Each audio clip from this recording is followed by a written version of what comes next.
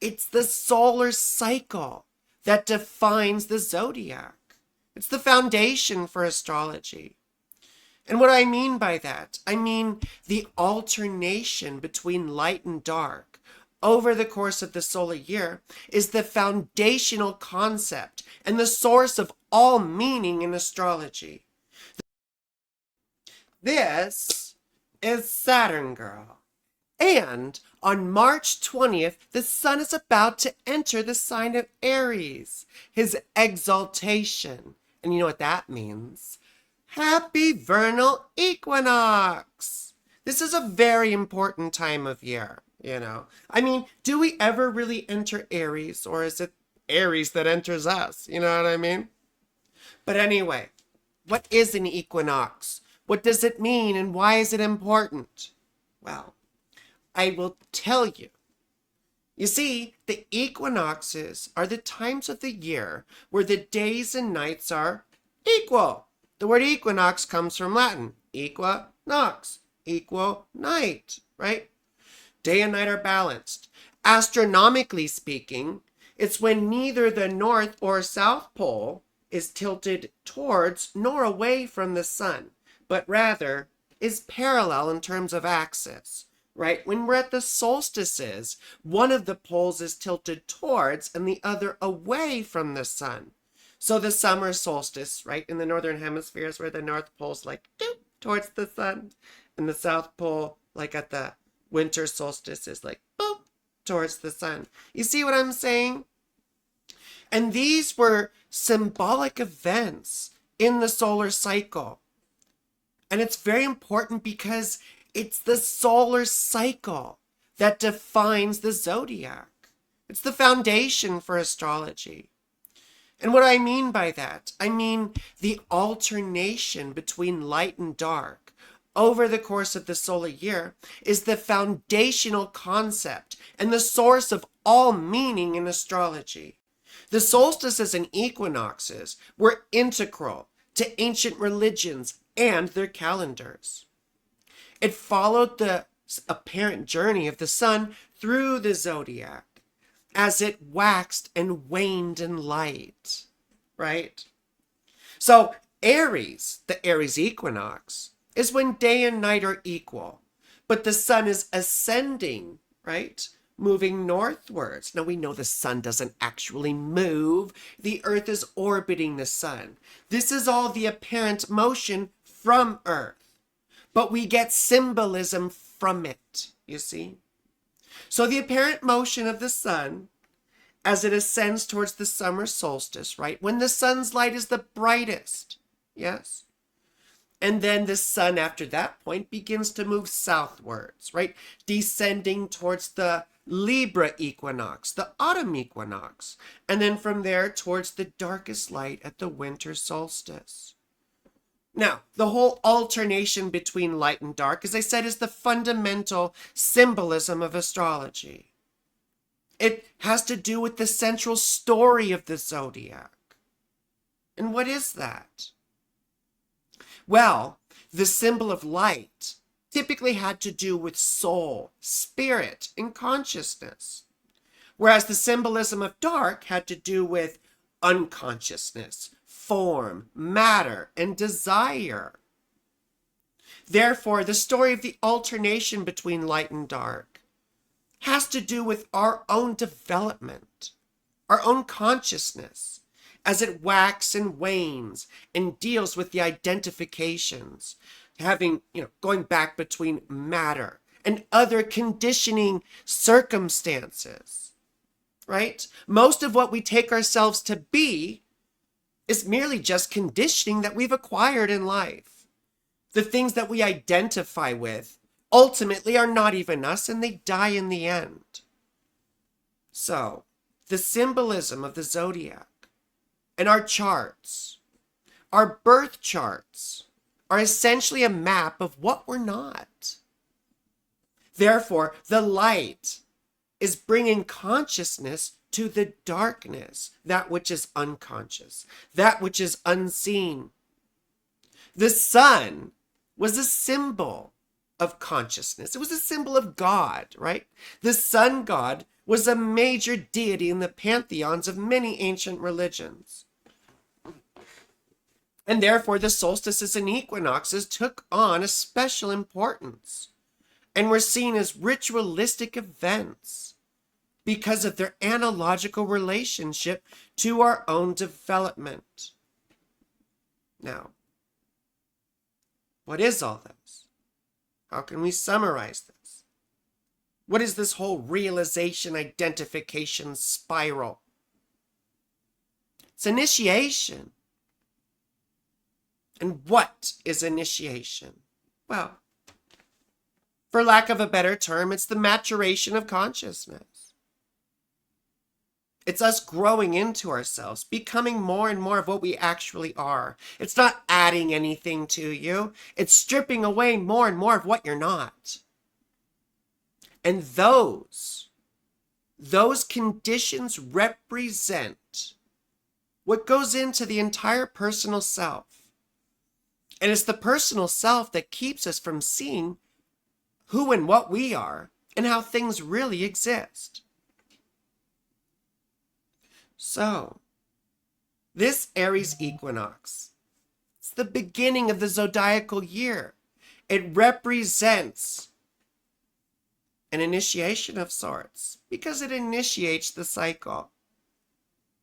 We can see this time as a time of birth, a time of renewed motivation. We're being freed from the previous condition where the nights are dominating the days.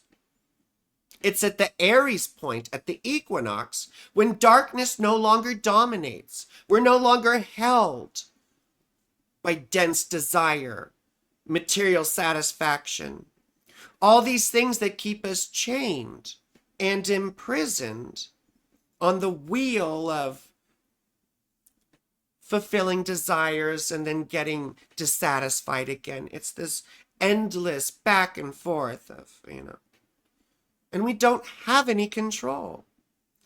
So Aries marks the point where the sun is liberated from that sense of darkness and being controlled.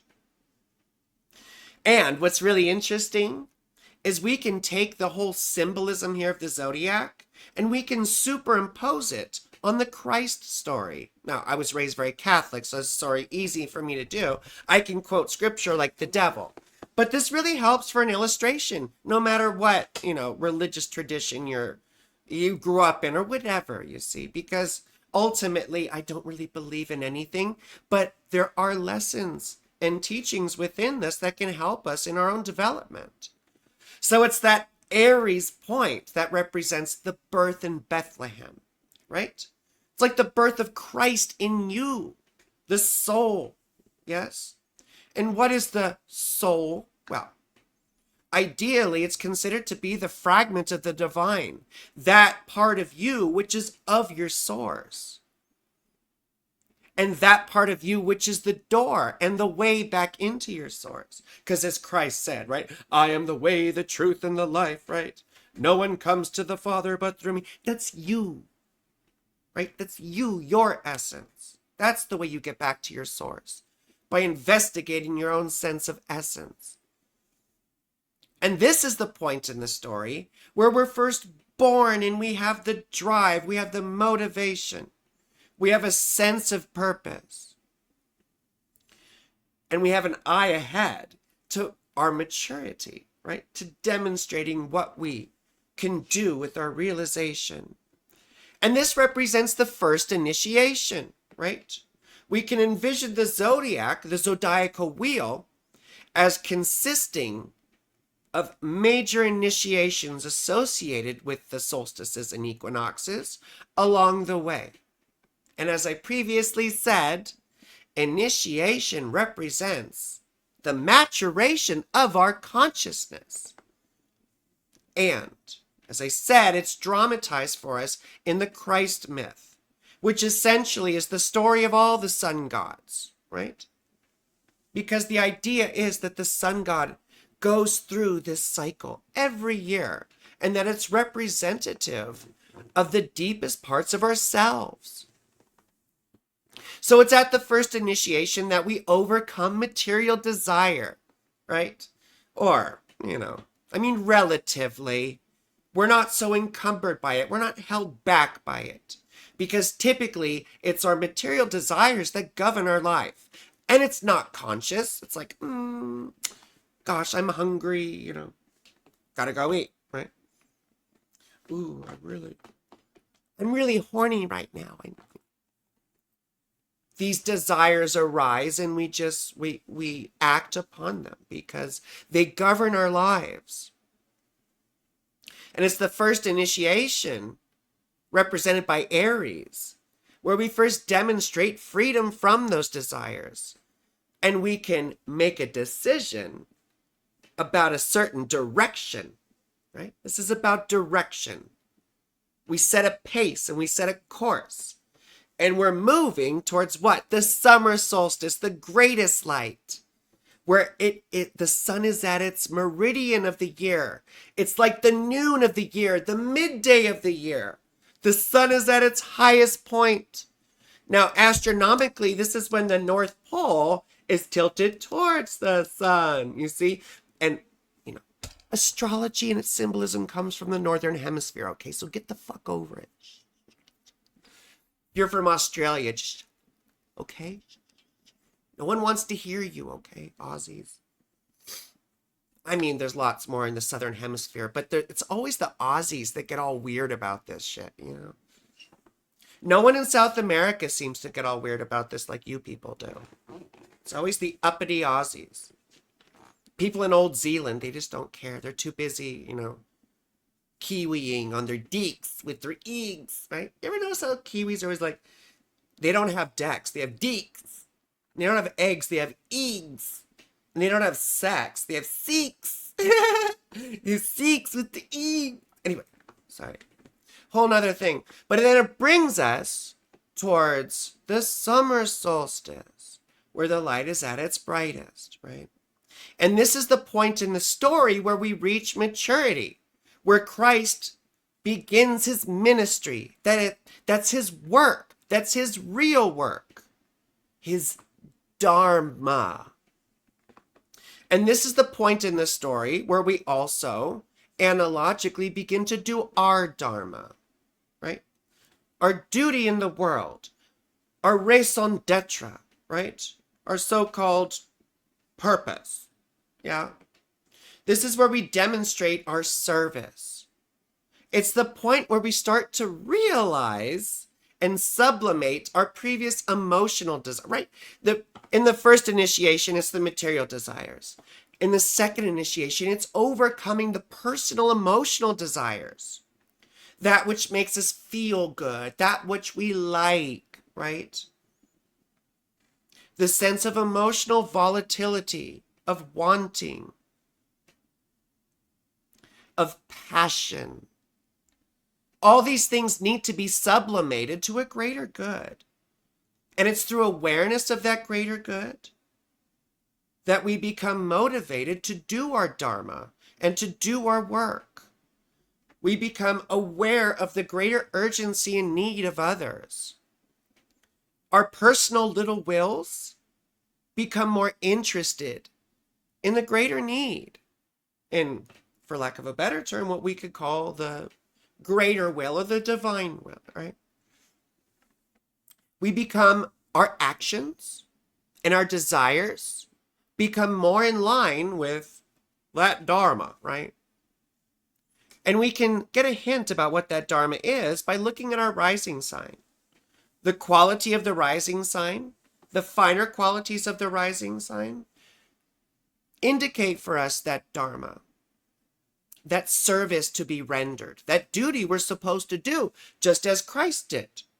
And it had to do with the revelation of love, right? We're overcoming the emotional self to a certain degree at this stage, the second initiation. But it's not like we don't have emotions and we don't have desires. It's that our emotions and our desires have to do with a much wider scope, and they're no longer personal. Or rather, they're less personal. Because it's the personal desires that keep us from being able to contribute. being able to do our real work. Because it's only in losing sight of self that we're really able to be of service. Otherwise, what are we serving? We're serving desire. We're serving material acquisition. And we're serving the personal parts of ourselves, which aren't even us anyway. As I said earlier, the chart is a map of what you're not. So each of these stages or initiations are a progressive freeing ourselves from the condition of personal identification. And this is the story of initiation. So it's at that point, the greatest light in Cancer at the summer solstice, that we also glimpse the darkness. Because it's at this stage, almost immediately following the solstice, that the sun's light begins to wane, to decrease, as we move southwards then towards the fall equinox, the autumnal equinox. Libra. And what's Libra? Now, when we think of Libra, we often think of judgment, right? We think of decision, all that sort of thing. We think of balancing, right? The symbol of the scales tipping back and forth, weighing causes and events. Which is the way to go? Yeah? The realization of doing our duty shows us a greater purpose in life.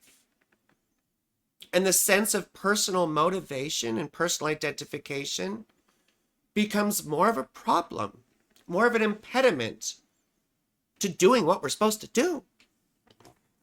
So this is the point in the story as we reach Libra.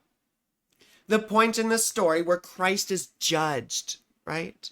This is judgment. It's judgment because before this point, we're not able to make a decision. We're not able to make free choice because we haven't gotten that realization. After having shown ourselves and proved ourselves in service, then we become aware of the great pain and suffering and need of humanity because we're becoming empathetic to it. I don't mean some dumbass shit like, oh, empath. I'm an empath. That's bullshit. Don't believe that fucking nonsense, okay? Empath. I'm talking about we identify. We identify with the suffering of humanity. Their suffering becomes our suffering. And this sucks. It's not a fun place to be. It's a muddy middle ground between realizations where we're at war with the personal self on the one hand, and for lack of a better term, the greater self that really isn't self, but rather the relationship between all selves. It's at this point where we're judged and condemned. Remember, Christ was condemned to death under Pontius Pilate. Now, what was his response to that? He said, you can't kill me. You can't kill me. I give up my life freely. I give it up for those I love because I'm aware of their great suffering, and their great suffering has become my suffering. And now I have the capacity from this realization to make a conscious choice, the conscious choice to descend into darkness, to descend into hell, to learn how to give up the sense of the personal self, not for my own sake, but for the sake of others. And remember, Christ said, no greater love has a person than this, that she should give up her life for her friends. And I'm not just meaning the simple little thing like, I'm giving up my life or some stupid martyrdom. This doesn't necessarily have to do with anything literal or physical. Rather, it has to do with our personal sense of investment in things, with inserting our sense of self into externalities and external conditions. What the stage reveals is that you were never personally separate from these other suffering people. And that's how you can empathize with their suffering. This represents the third initiation. Whereas the first was overcoming the sense of material scarcity and lack, material anxiety. And the second stage was overcoming the magnetism of desire and our sense of being dominated by emotion and feelings. We get freed from that. And this is the point where we get freed from our sense of fear, which is a mental limitation, mental conditioning. I keep fucking hitting my printer here and it's pissing me off. Mental limitation. That's what fear is. Right? Do you remember Dune, the movie Dune? He's like, fear is the mind slayer. But there's something to that. This is the point where we learn to use the mind rather than to be used by it. The mind is simply just a little, sort of like a rudderless boat upon a sea of emotion before this. Our mind is driven this way and that way just based on how we feel.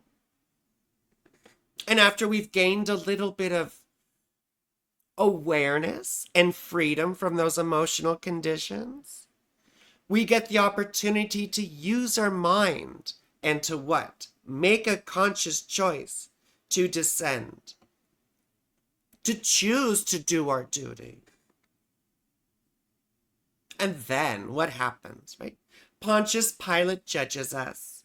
We say, no, Pontius Pilate, only I can judge me. Only God can judge me. And I'm freely giving up my life, right? For the sake of others. Well, then the torture begins, doesn't it? All that not fun stuff, right? Do you ever have to go to church and do you ever see the stages of the cross, Those are stages of you. They're symbolic stages of your own journey. So we descend into darkness by our own conscious choice. We choose to descend because we know it's this path that does us the greater service to others. And it takes us where? To death. The place of death and crucifixion at the winter solstice. This is when the sun's light is at its dimmest and darkest. The sun has reached its lowest point on its arc over the cycle of a year. What's really interesting to note here is that the word solstice comes from Latin, just like equinox does. Sol meaning sun, and stisios meaning to stand still. So very literally the word solstice means to stand still, right? Sun stands still. The sun stands still. And ancient people around the solstices used to say the sun stands still for 3 days. And you may recall from the Christ story, right? Christ is crucified. He dies. And he's sealed in his tomb for 3 days. And on the 3rd day, he rises again, right? To be resurrected. This is all symbolic. Because this is the point in the story where we sacrifice ourselves. And when I say sacrifice, I'm not merely talking about, we give ourselves up. Although we do, in a way, since die to ourselves. But to sacrifice means to make something sacred. And how do you make something sacred? You render it in such a condition to where it's able to receive divine impression. In other words, it's when you have the ability to be impressed by something higher than yourself. That is being sacred.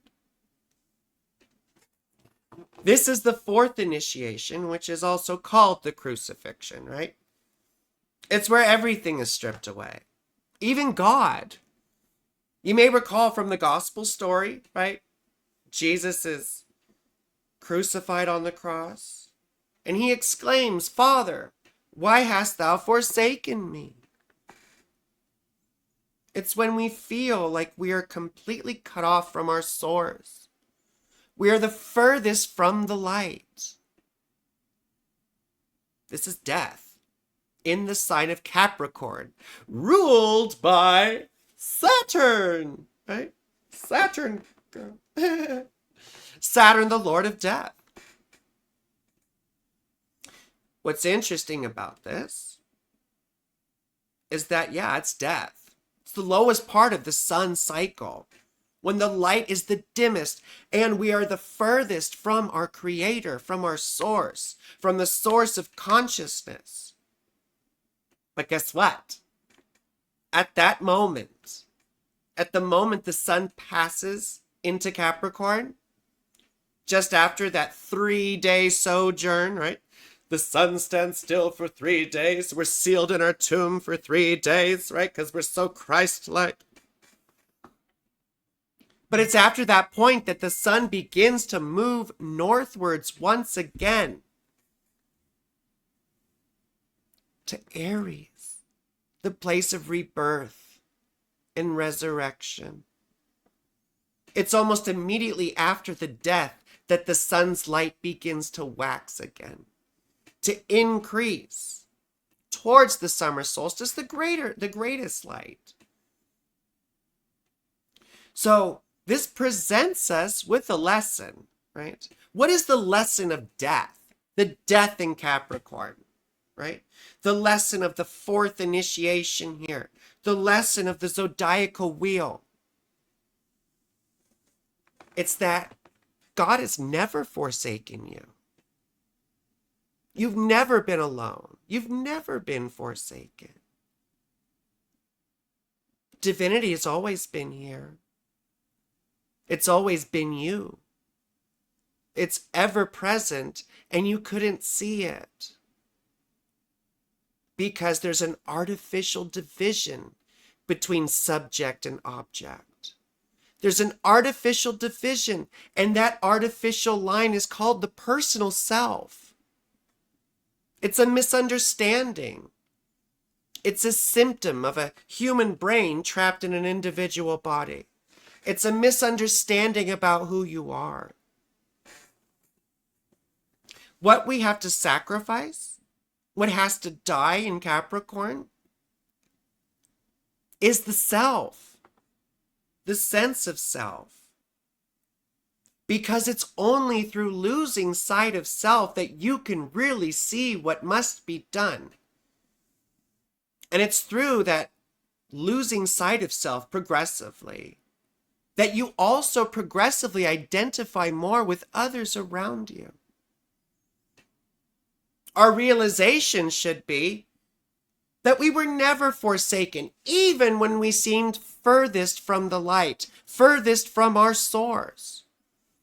That even in your darkest moments, even the moments that have seemed like death, that have been the most terrible that you've experienced, even in those moments, Christ is still in you, the hope of glory. I don't mean Jesus Christ. I'm not talking about religious nonsense. I'm talking about you. When I say Christ in you, I mean your consciousness. I mean your soul.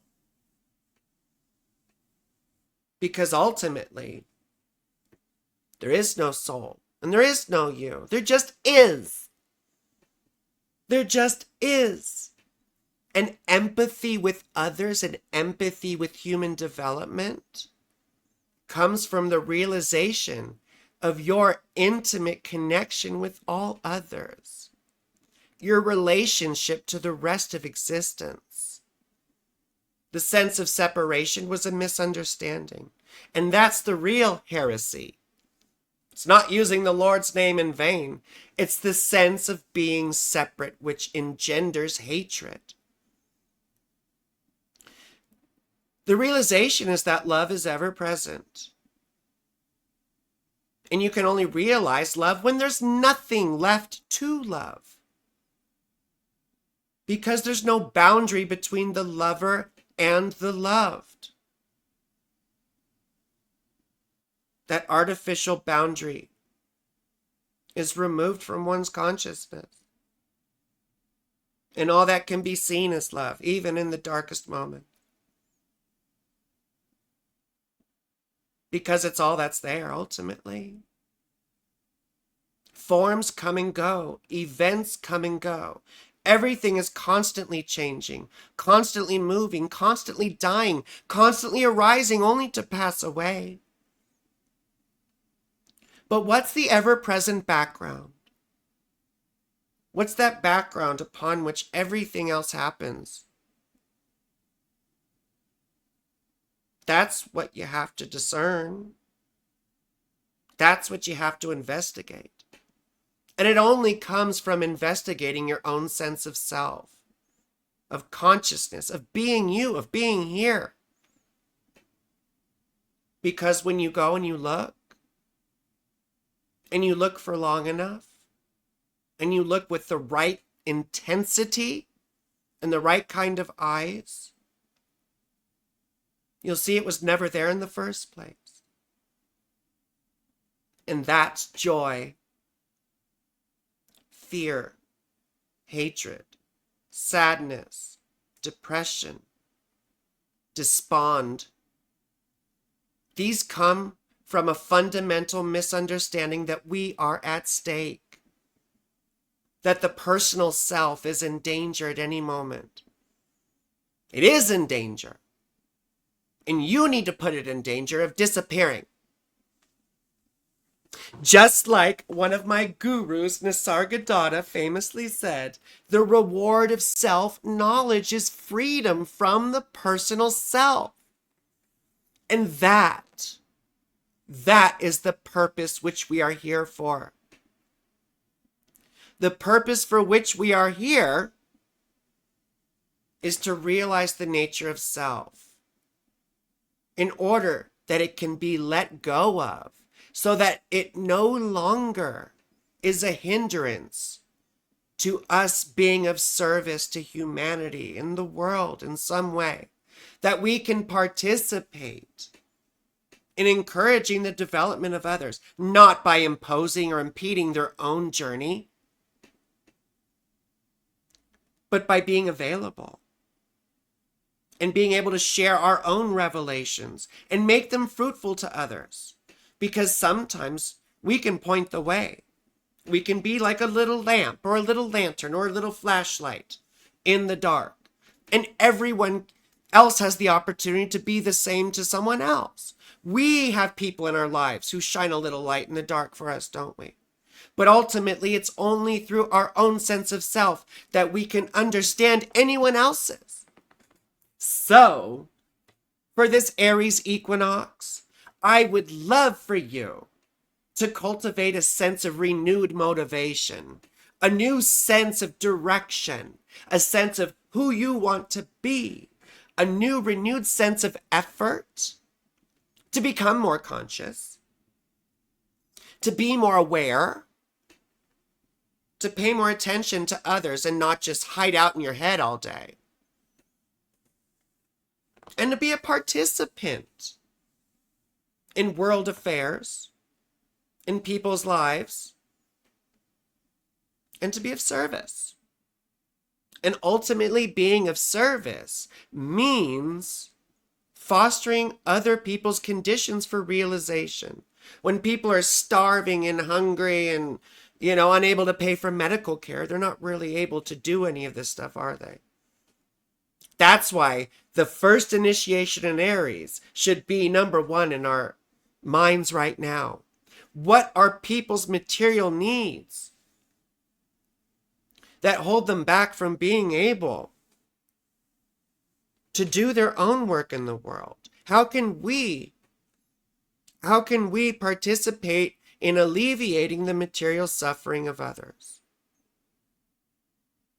Ultimately, this is a big question that people can't tackle individually. You need the work of governments and politics and all these sorts of things and economics. Therefore, it's everyone's duty to see what they can do to make a dent. And remember at this time, do what you can to alleviate people's material suffering, even if it means something small, right? Handing a blanket to someone who might be on the street, buying someone food, even just giving them money, That's just where my mind goes initially. But you see, this Aries Equinox time should be a time for you to cultivate direction. And just know that you're human. You're going to fail. You're going to stray from your own little track in your path. But what the gravity of this journey of the sun should show us is that it's never that far to get back on track. And you will be dragged kicking and screaming if you don't choose to go your own way. Because astrology teaches us that life is about fate, right? Most things just happen to us, so we don't have a choice. But what really matters is the capacity to choose in the moment how we're going to respond to the events that befall us in life.